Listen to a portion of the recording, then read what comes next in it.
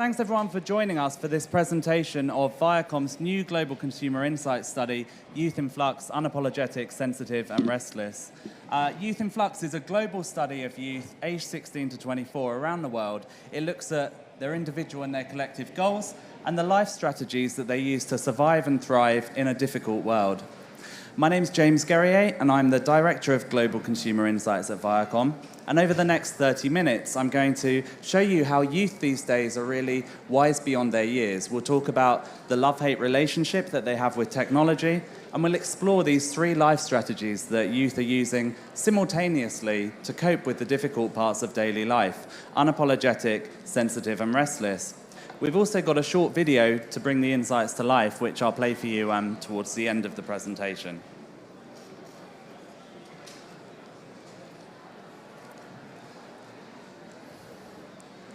Okay, there we go. Before we dive in, I just wanted to give you some background about us at Viacom, who we are, our business and our brands, because all of you will be familiar with our brands. Globally, we operate over 250 networks in over 40 languages across more than 180 countries around the world. And we're behind some of the biggest brands in entertainment, from MTV to Comedy Central to Paramount Channel. And we've created some of the most popular characters in global entertainment, from South Park to SpongeBob to the Teenage Mutant Ninja Turtles, The Daily Show and Lip Sync Battle. And for us at Viacom, we don't just think about our audiences as mere viewers. We know that they're passionate fans who are hugely engaged with the content we create. They're looking for an immediate emotional hit from their entertainment choices. And as a fans first business, research at Viacom helps underpin everything that we do. It shapes our brands, it inspires our content, and it helps us communicate better with our audiences, as you can see in this quote on the screen from Bob Bakish, Viacom's president and CEO. And we do a lot of it. So over the last year, across Viacom as a whole, we spoke to over 1 million kids, youth, adults and families through our research, covering a total of 71 countries around the world. So we make it our business to know and to understand each and every one of our audiences at every life stage. For this new project, we've focused on youth aged 16 to 24 around the world who are a key audience for our business. And our valuable audience insights also form the foundations of our award-winning brand solutions division, Viacom Velocity International, where our team deliver bespoke integrated solutions for global brands and advertisers. We connect clients with our global audiences through meaningful experiences that drive advocacy for our partners. So be sure to check out some of our great work while you're here in the area called T3 over there. So back to this study, Youth in Flux. Why did we call it Youth in Flux? We think that this notion of flux is incredibly fitting for youth right now. They've been born into technology and they've grown up in a world which in many ways feels broken. Youth are trying to steer the world to become more inclusive and more non-judgmental. They're busy trying to break free from limitations and binary structures. They're looking to move beyond things like gender, religion, ethnicity, and borders. So before I jump into the key findings from the study, I'm just going to share with you a short video outlining exactly what we did.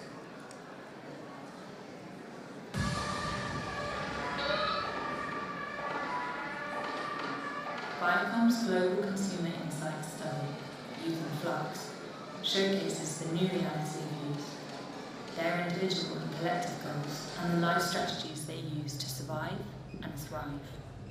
Something big is about to happen. Right now, youth around the world are establishing a new reality, free from limitations and binary structures, beyond age, gender, religion, ethnicity, and borders. Unapologetic, sensitive, restless.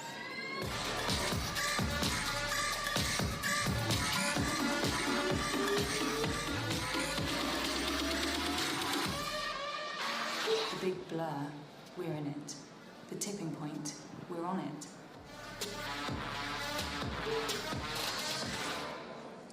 So I hope you enjoyed that video, which serves as an introduction to the study. The soundtrack certainly woke everybody up. And for the lady who was filming it over there, it is on our website, so you can get it later on. It gives you an introduction to the scale of the project, where we talked to over 7,000 young people, aged 16 to 24, across 14 countries. And to truly understand what life is like for youth around the world today, it's really important that we start with the broader context, the world that they're growing up in. Youth these days are growing up constantly connected and aware of everything that's happening around them, not just close to home, but at a global level. And even if we look back just at the events of the past year, there's been a lot of things happening, and a lot of it hasn't been good from youth's perspective. Think about things like insecure financial times, political corruption, global warming, social media celebrity dramas, or even just the constant comparisons that young people make with others around them through social media. All of these things affect and shape youth. So we're not going to sugarcoat things because the numbers don't lie. It is hard being young today. 93% of youth aged 16 to 24 globally told us that they think it's hard being young today. And this isn't a surprise when we consider the world that they're growing up in and the uneasy hyper-awareness that comes with it. And this is a truly global phenomenon, something that we saw reflected all around the world. What we found in our study is that being always on is making today's youth hyper-aware, and it's making them feel wise beyond their years. They're in the know about everything that's going on all of the time. Whether it's a financial meltdown, a refugee crisis, a feminist issue, a terrorist attack, an environmental threat, they see and they hear and they experience all of these things in real time. In fact, it's almost impossible to avoid, and that's making youth aged 16 to 24 feel wise beyond their years. In fact, in our study, only 1/5 of youth told us that they have no trouble blocking out bad news. The rest of them are struggling with the amount of bad news that's flowing their way. We also found that technology has become a frenemy for today's youth. It's very literally their friend and their enemy at the same time. Today's teens don't remember a world without the internet, without mobile phones or social media. They've been born into technology, and while they've grown up in this fully digital world, they've developed a love-hate relationship with that technology. Globally, over half of the youth that we spoke to in our study told us that they recognize they have this love-hate relationship with technology. So let's show you an example, a young lady who we met in Australia, Olivia. The quote she gives here is really sort of represents what we encountered all over the world. There was this clear sense of frustration with how technology had become this unavoidable addiction in their lives. So she says, "I hate how much I use social media, though. I hate how much I use it, but it's just so addictive. You just can't stop. It's terrible." So let's have a look at youth and how they feel about the world and what they're looking for from the world they live in. In our study, we found that youth today are instinctively inclusive. What we mean by this is they want to be comfortable in themselves, and they also prefer to follow their hearts rather than their heads. And the compassionate and accepting mindset that youth have also applies to others around them. They want everybody to be happy and comfortable. In fact, their ultimate goal is to steer the world to become much more inclusive and non-judgmental. So let's dig into that in more detail, and we'll show you some stats behind this. Firstly, 96% of youth around the world told us that feeling comfortable in their skin is important. And we think that this is due to the fact that there's actually so much to choose from these days when it comes to forming their identities, that staying true to their authentic selves can be a challenge for youth. But what we found in talking to youth around the world is that rather than pretending to be happy on polished social media profiles, youth are aspiring to own who they are and be comfortable in themselves. So I'll show you another quote, this time from Franciszek, who's a young guy in Poland. And it perfectly illustrates this individual goal that youth have around the globe, feeling comfortable in one's own skin. He says, "I think the most important thing in life is to be okay with yourself, to be honest, and to trust other people. As long as I'm okay with myself, I know I won't have to worry about anything else." It's a really nice quote. So this sense of being comfortable in their own skin and being accepting also applies to other people around them. And 97% of youth globally told us that live and let live are words that they live by, which really does give us hope for the future. So simply put, youth celebrate diversity. This became really evident when we talked to them about things like gender or sexuality. They don't feel that they should judge other people. Instead, they think that everybody should be allowed to do what makes them happy. And this, again, was something that we encountered when we spoke to youth all over the world. A great example of this is Zuleha, a 19-year-old who we met in Singapore. She talked about how she thinks it's great that Jaden Smith can make a statement through wearing women's clothes, and how we shouldn't judge others. They should be allowed to do whatever makes them happy. So this vision of inclusion and equality really is a worldwide phenomenon for youth today. Just look at the numbers here globally. 95% of youth around the world told us that they feel their generation believes in inclusion and equality. And in all of the countries we went to, you can see them broken down on the screen, over 90% of youth agreed with this statement. So this all sounds super inspiring, right? You're probably thinking, great, we're heading towards a much more positive, much more inclusive world. Well, we also need to mind the gap between our aspirations and the reality. What we found in our study is that although global youth have this really clear collective goal of creating a more non-judgmental society, they're aware that this is no quick fix. The reality check is that, in fact, most of them don't feel confident that they'll actually make this happen. So I'll walk you through the numbers here. On the one hand, we have 63% of youth around the world told us they're inspired by people who are able to break free from outdated perceptions of gender, race, religion, and demographics. But on the other hand, just 36% of them feel confident that their generation will actually end up being less judgmental than previous ones. Every day, young people are reading, they're hearing, they're experiencing for themselves firsthand just how far there is left to go in creating this non-judgmental society. So it's no surprise that they're uncertain if reality is ever going to catch up with their dreams. What we found is that youth are definitely dreaming big and they're trying to change the world. They're working hard to make their dreams come true, but they're aware that it won't be easy and that it might not even be possible. And this is a really important shift we've seen. In previous research that we've done with young people, we've always encountered the idealism of youth. But what we've seen now in this study is that we've moved from a situation of pure idealism to idealism plus realism, which is a little bit like Henry from Cantor, for those of you who are here. In the previous presentation, talked about the realism that they're seeing coming through when they talk to young people. So the world can be a difficult place, but in our study we learned that youth have developed a toolkit of life strategies that helps them to cope with these struggles of daily life and a world that can be difficult. And these three life strategies that are constantly flirting with each other are unapologetic, sensitive, and restless. Youth are able to fluidly adapt their life strategies according to their current context. By that we mean things like what mood they're in, the company they're with, or even what they want to achieve. But the bigger point here is that youth are switching between all of these life strategies fluidly. 90% of youth around the world recognize that they can switch seamlessly from one life strategy to another. And it's important to note that this changing of attitudes and switching of approaches doesn't mean that youth today are fake or inauthentic. There's nothing fake about it. Instead, youth today recognize that we all have more than one side to our personalities.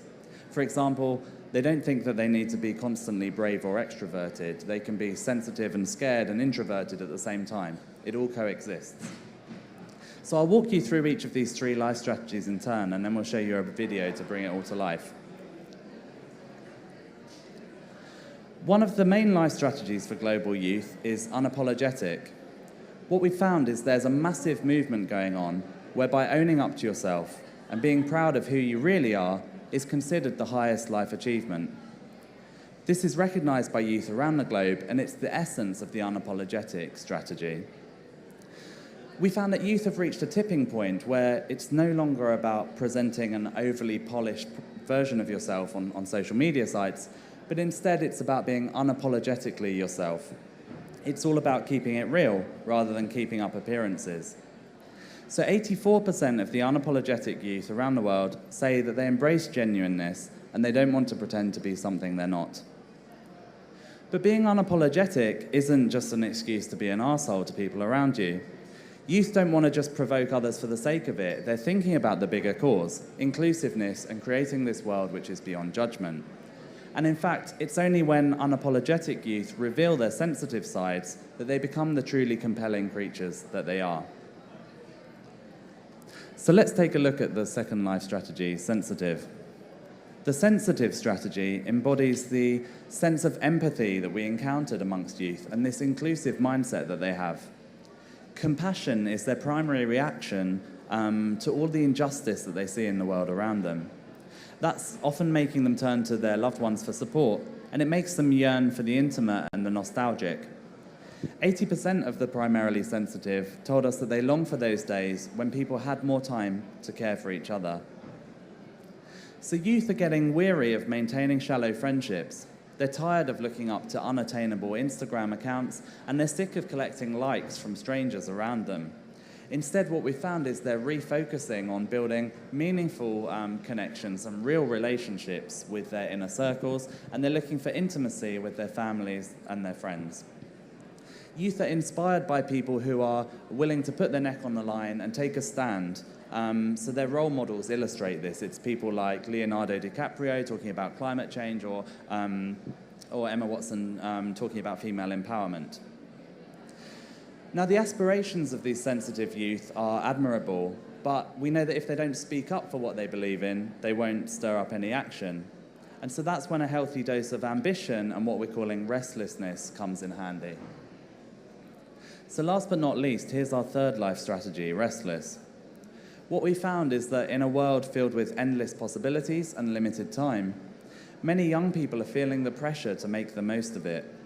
And this sense of a huge amount of pressure to achieve and to succeed was a sentiment we encountered even among the real youngest end of the 16 to 24-year-olds that we talked to.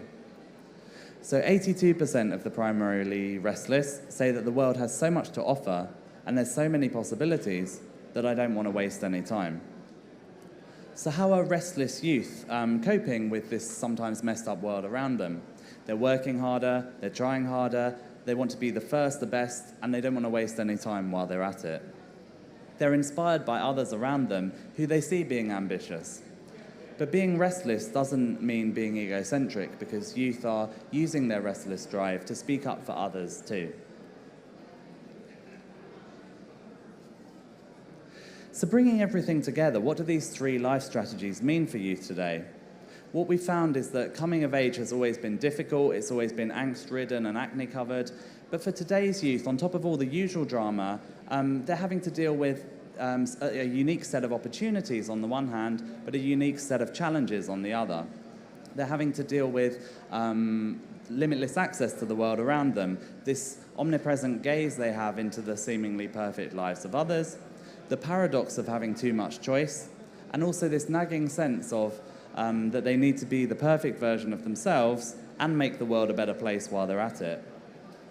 And really what all of this is leading them to is this very simple conclusion: enough is enough, from now on I will just be me. So right now, on every imaginable platform, youth around the world are promoting inclusiveness. They're working hard at changing and creating the world while continually adapting themselves. And they do so in a state of flux, interchanging between their unapologetic, sensitive, and restless sides.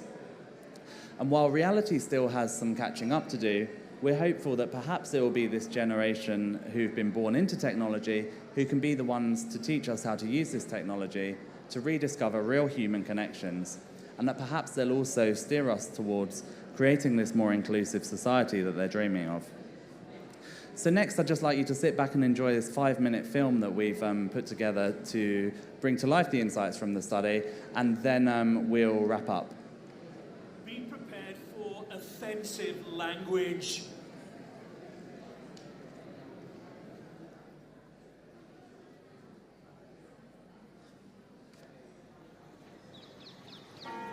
Do you know who I am? Who we are? I do. We do. Pats on the back, a thumbs up, a good job, or some bullshit like that. I know my worth. Our place is here, right now. He said, she said, blah blah, snap this, frame that, selfie me, food face, food face, food face. Ugh, this is getting annoying. Like, who is this avatar? Me? What's my favorite filter? It's all in the technique. Call me phony, I'm all about it. 100% what I am. Conformity, standard, I'm like, nah. Mash up, mix up, copy more. So what inspires you? Show me and let me know you. fake as fuck for real any day. We're youth born into tech, children of the digital age, staying connected and staying relevant. Damn, hate to love it. Too addicted. That never-ending, perfect loop of social media. Are you serious? Give some my language. That voice from above screaming, decide now. Do you have an opinion on that? So what? We don't owe anyone an apology. We stay true to ourselves. Recession, being broke, body shaming, prejudice, hate crimes. Fuck. No hope. Guy, if you're feeling pretty in that dress, I ain't got nothing but love for you.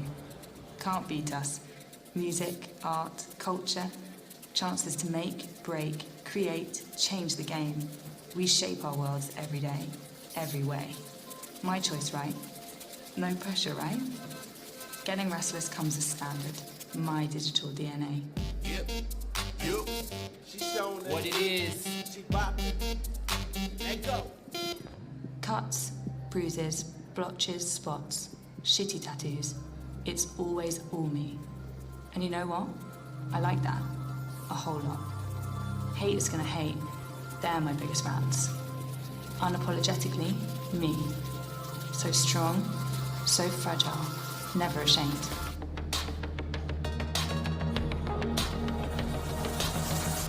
Romance. Where did that go? Can I find the strength to change? To stand up for another person.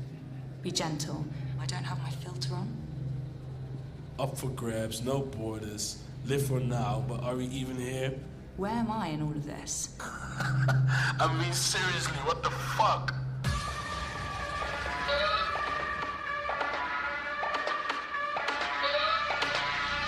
I never need to ask. They always come to me when I need them most. God damn, it's so easy to forget about them. But they really have got me. My crew, my family. The all I have, the all I need. My squad.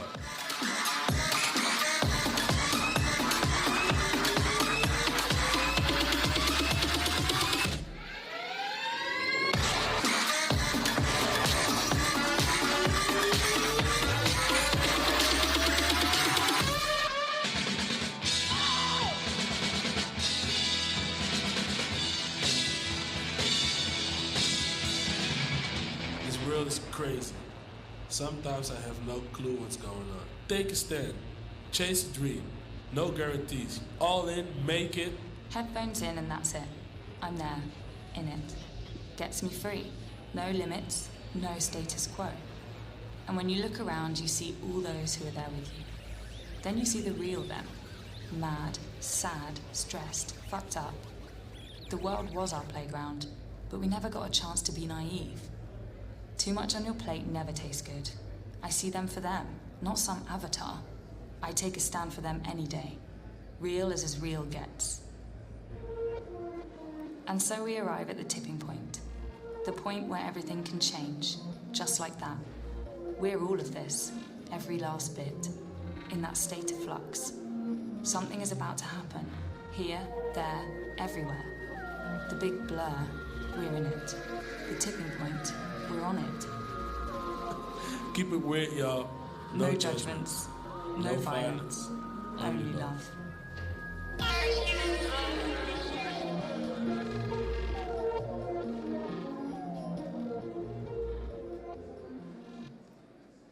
Okay, sorry, is this back on? Yep. So we hope you enjoyed that video that we put together just to bring to life the insights that we gathered in our study. What I'm going to do next is just wrap up with a few key implications for brands. And then looking at the clock, just so the organizers know, I'll probably be done a couple of minutes ahead of schedule. So here's 4 key takeouts from everything we learned that we think brands need to think about. Firstly, understand that niche is now normal.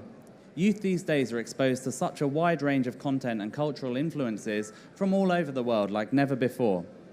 Let globally connected youth show you their new rules and their new view of the world with its new aesthetics. So don't get us wrong, it's not that youth are bored with pretty, it's just that what defines pretty has changed. So we can break with routines and feel free to challenge the status quo.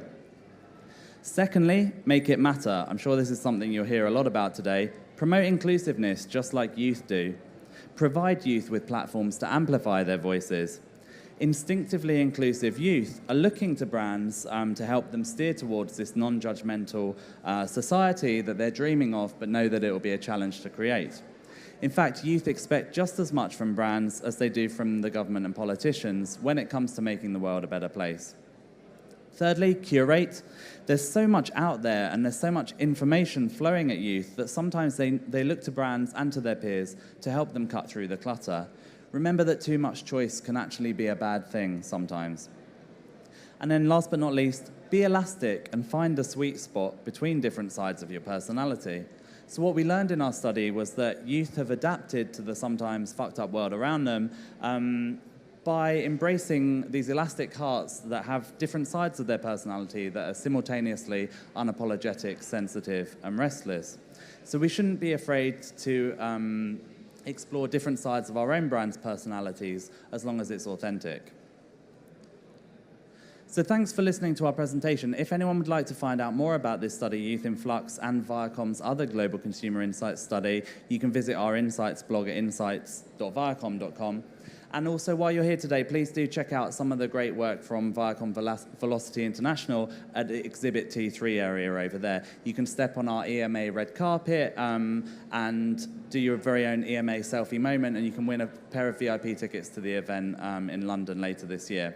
So for anyone who's got any questions on this study or would like to talk some more, I'll be over at our exhibit stand straight after this presentation for a while if you'd like to talk. But thanks for coming along today.